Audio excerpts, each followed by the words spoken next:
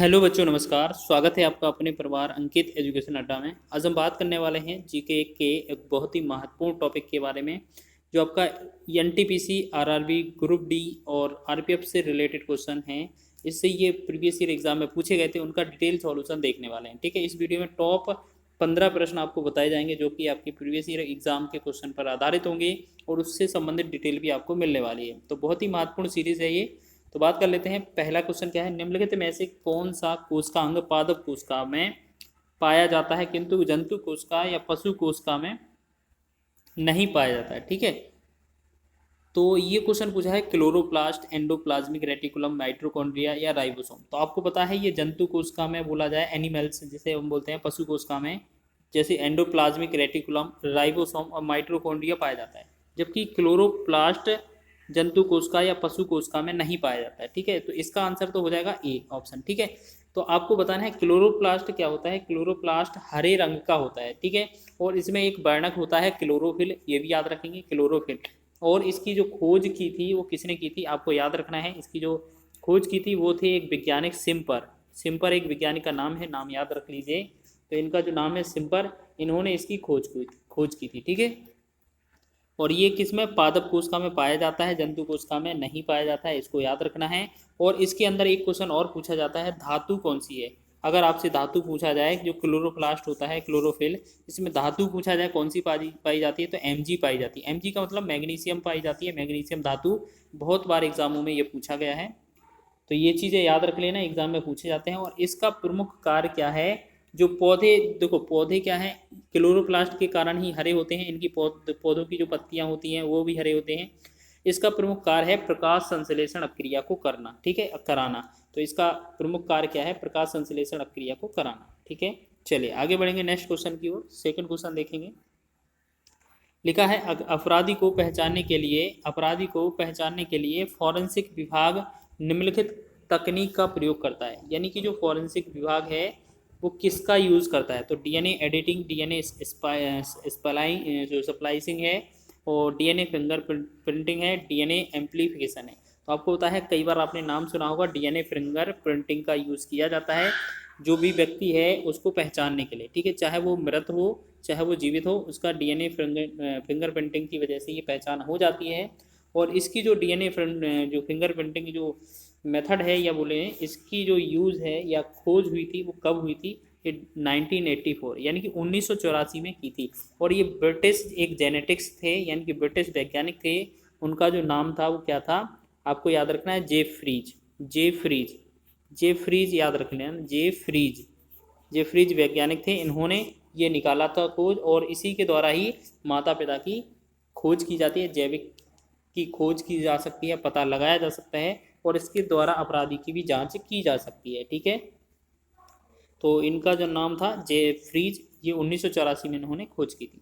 आगे बात करेंगे। अगला क्वेश्चन है, सबसे पहले डीएनए को अलग किसने किया था।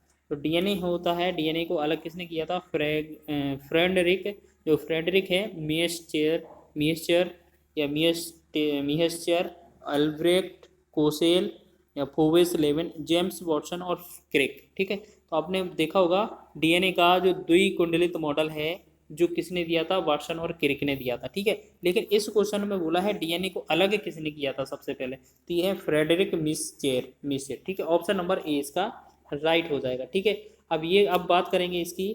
तो ये क्या है, कब किया था इन्होंने, आपको याद रखना है। ये लगभग आपका समय था 1869 का समय था। ठीक है, आपको पता है एक हमारे इतिहास में एक ऐसे नेता हुए जिनका जन्म भी 1869 में हुआ था। अपने नाम पूरा डिटेल बताते हैं, 2 अक्टूबर 1869। ठीक है, पोरबंदर इन गुजरात में, आपने नाम भी सुना होगा, महात्मा गांधी जी का जन्म हुआ था। ठीक है, तो वो थोड़ा एक रिलेट करके डिटेल बता दी। तो आपको याद रखना है, जो फ्रेडरिक मियस्चर हैं, इनका जो 1869 में इन्होंने डीएनए को अलग किया था, आपको ये याद रख लेना है। ठीक है, इसके साथ इन्होंने क्या किया था, इन्होंने मरी हुई कोशिका में ये पहले देखा था, इनमें अलग किया था, जिसे हम श्वेत रुधिराणु भी बोल सकते हैं, श्वेत वाइट सेल। तो उसमें इन्होंने पता लगाया था।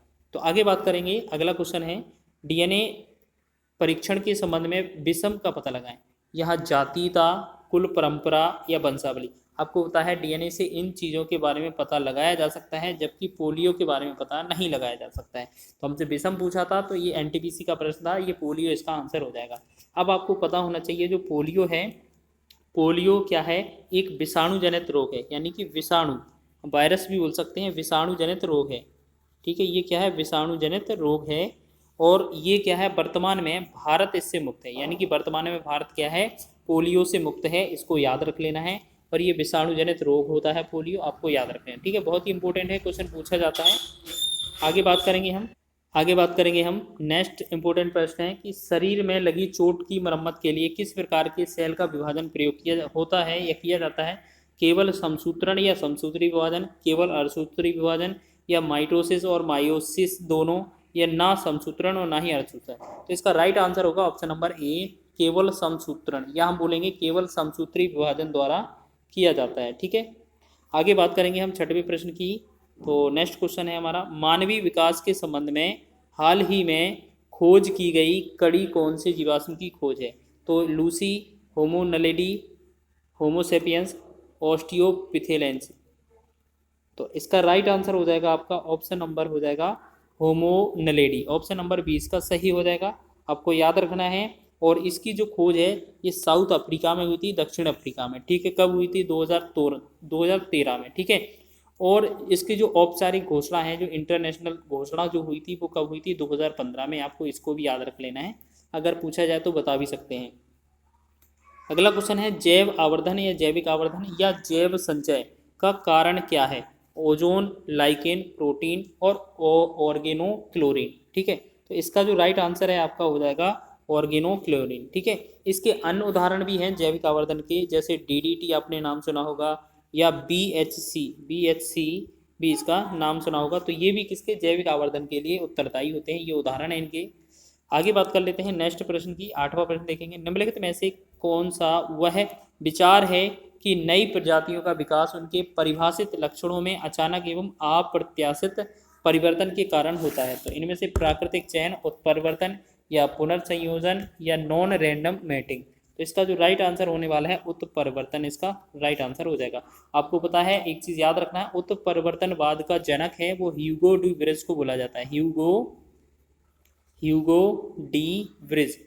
तो ये किसी कहा जाता है, उत्परिवर्तनवाद का जनक कहा जाता है। इंपॉर्टेंट क्वेश्चन है ये, बहुत इंपॉर्टेंट पूछा जाता है एग्जामों में। आगे बात करेंगे हम नेक्स्ट 9वें प्रश्न की। पेट की परत में कुछ ग्रंथियों की कोशिकाओं से कौन सा एसिड स्रावित होता है। तो आपको बता दें, यहाँ पर बात करें पेट में कौन सा HCl जो अम्ल होता है, HCl जिसे बोलते हैं हाइड्रोक्लोरिक अम्ल, वो स्रावित होता है। ये क्या है, HCl है, हाइड्रोक्लोरिक अम्ल है, ये स्रावित होता है। और ये भोजन को निगलने में काम आता है, क्योंकि उस समय ये क्या करता है, जो भी भोजन में जो बैक्टीरिया होते हैं, जीवाणु होते हैं हानिकारक, उनको ये नष्ट कर देता है और भोजन को अम्लीय भी बनाता है, ये भी याद रखेंगे। ठीक है, तो इसका जो राइट आंसर हो जाएगा HCl, हाइड्रोक्लोरिक अम्ल। इसके बाद नेक्स्ट क्वेश्चन की बात करेंगे हम, 10वां प्रश्न है, आनुवांशिकता के नियम किसने प्रस्तावित किए थे।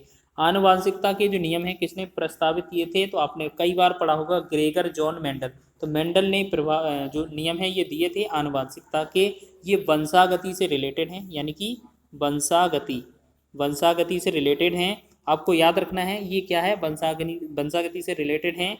और इन्होंने सबसे पहले अपना जो प्रयोग है वो किस पर किया था, ये मटर पर किया था। ठीक है, मटर का जो वैज्ञानिक नाम है वो क्या है, पाइसम सेटाइवम इनका जो वैज्ञानिक नाम है, पाइसम सेटाइवम। ठीक है, आपको याद रखना है, पाइसम सेटाइवम इसका वैज्ञानिक नाम है। और मटर पर प्रयोग किया था। ग्रेगर जॉन मेंडल ने आनुवांशिकता के 3 नियम दिए थे। मेंडल के जो प्रभावता नियम दिया था पहला, फिर पृथक्करण नियम दिया था, फिर स्वतंत्र अपव्यूहन का नियम दिया था। 3 नियम भी दिए थे, आपको याद रखना है। आगे 11वां क्वेश्चन है, आमतौर पर वर्णांतता कलर ब्लाइंडनेस जो है वो क्या होती है। ठीक है, तो विकल्प दिए हैं, एक आनुवांशिक विकृति है, एक गैर आनुवांशिक स्थिति है, जीवन शैलीगत बीमारी है, या प्रकाश में अनावरण के कारण होती है। तो आपको याद रखना है, बहुत इंपॉर्टेंट, ये भी बहुत बार पूछा जाता है, SSC में भी कई बार पूछता है, कलर ब्लाइंडनेस क्या है या वर्णांतता क्या है। इस रोग का उपचार संभव नहीं है पूरी तरह से, बस इससे थोड़ा बहुत कंट्रोल किया जा सकता है। ठीक है, तो आपको याद रखना है यह एक आनुवांशिक रोग है, ये जन्म से होता है।